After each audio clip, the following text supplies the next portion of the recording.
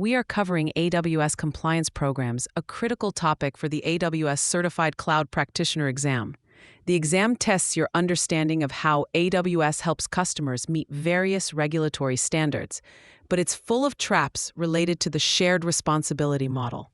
Let's start with a common scenario involving the Health Insurance Portability and Accountability Act, or HIPAA.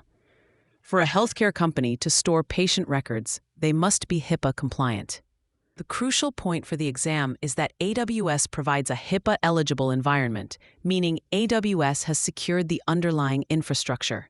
However, the customer is fully responsible for configuring their applications and services to be HIPAA compliant.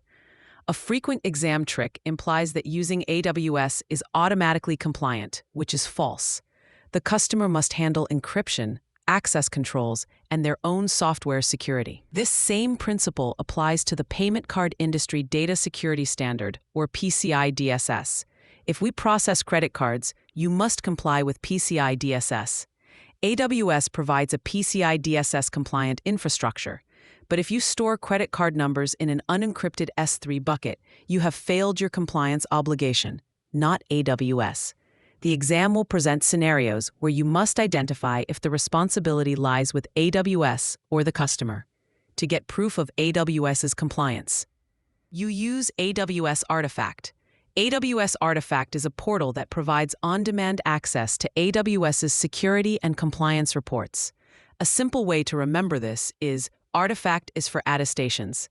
Just as a historical artifact is proof of the past, AWS Artifact gives you the proof or attestation on AWS's compliance. You'll go there to download documents like SOC reports. Speaking of SOC reports, the CCP exam expects you to know the differences. SOC 1 reports are for a company's auditors and deal with internal controls over financial reporting. SOC 2 reports are for a wider audience and focus on security, availability, and confidentiality. A SOC 3 report is a public, less detailed summary of the SOC 2 report. An exam question might ask which report is needed to assess financial controls. That's SOC 1. Finally, you need to associate a few other programs with their use cases.